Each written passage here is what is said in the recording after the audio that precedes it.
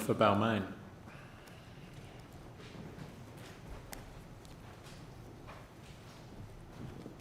Thank you very much, Mr Speaker.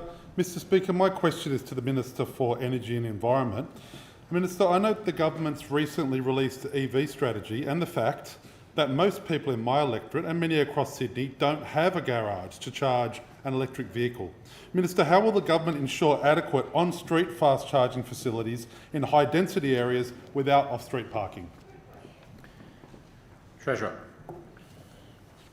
Well, thank you, Mr Speaker. Can I thank the member for Balmain for his question? And the member for Balmain and his constituents know if they want action on climate change that's going to grow the economy, create jobs and drive investment, they should vote for the coalition.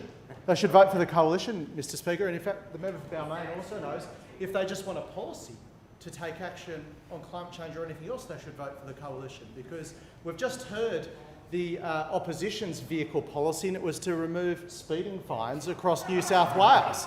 I mean, it's extraordinary. It was cooked up by the member for Canterbury.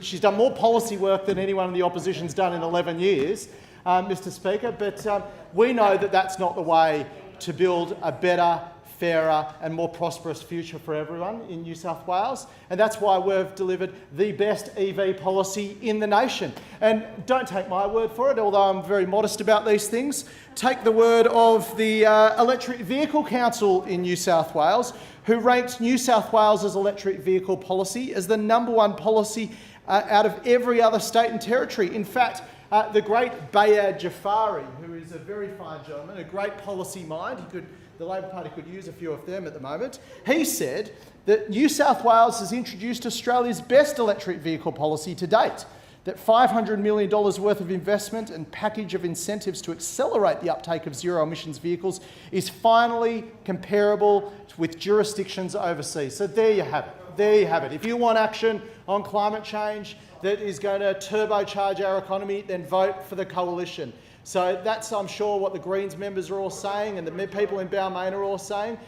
Vote for policies that are going to grow our economy. I'm sure we can find Peter Schmeichel to run up there again. I'm sure we can find a good, economically rational, pro-environment candidate to run in Balmain. But we'd like the member for Balmain. And Mr Speaker, our EV strategy is a plan to make the New South Wales the easiest place and most affordable place to buy an EV. And as I've often said, Mr Speaker, I want to make New South Wales the Norway of Australia. That's how good our EV policy is, Mr Speaker.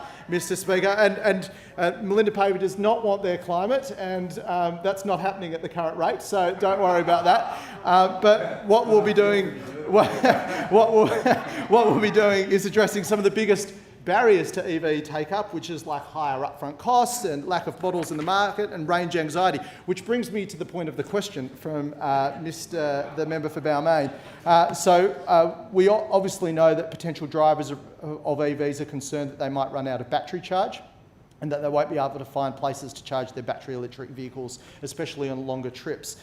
So the EV Council's State of the EVs report found the biggest barrier to consumers purchasing plug-in EVs was actually range anxiety, and with 72% of respondents saying convenient recharging would be the biggest encouragement to purchase a battery electric vehicle. So the government's tackling the lack of EV charging infrastructure across the state head-on, including in those inner city areas. One of the things that we've done is put aside $171 million of funding to address that range anxiety. And the first part of the strategy is to address charging gaps in metropolitan areas. So in those dense metropolitan areas, like the member for Balmain's electorate, where residential building types do not always allow for off-street parking, charging stations will be installed at distances no more than 5 kilometres from one another. And this will ensure fast charging options are available at convenient locations to all residents across the state. Well, he wants more, I hear the member for Balmain says. He wants more. He wants more. And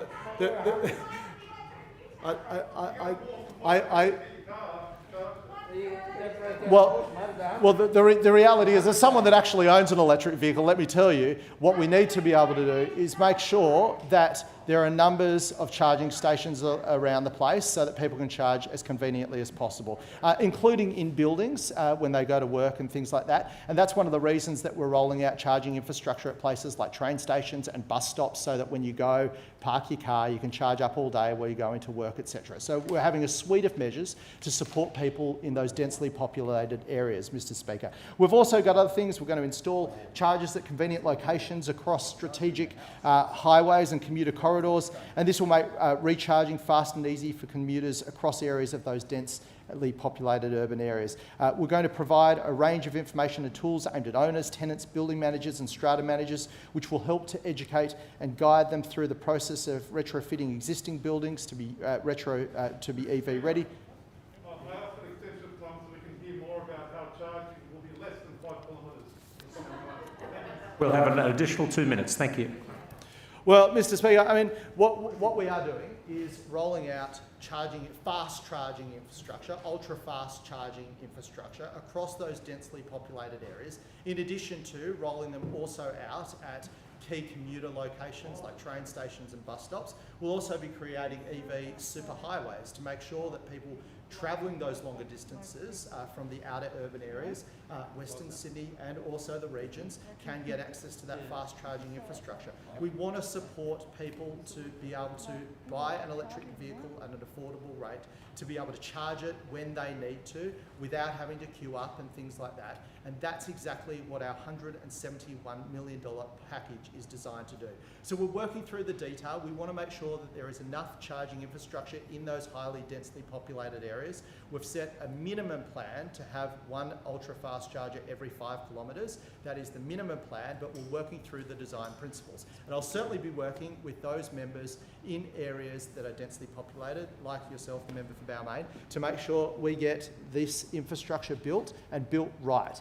This is a big opportunity for us in New South Wales. It's a big opportunity to decarbonise our transport fleet. It's a big opportunity to lower the cost, the running cost for vehicle owners across New South Wales. And we want to embrace it. The reality is that the manufacturers of right-hand drive vehicles are transitioning to battery electric vehicles. And we need to be ready for that change because it's coming whether we like it or not.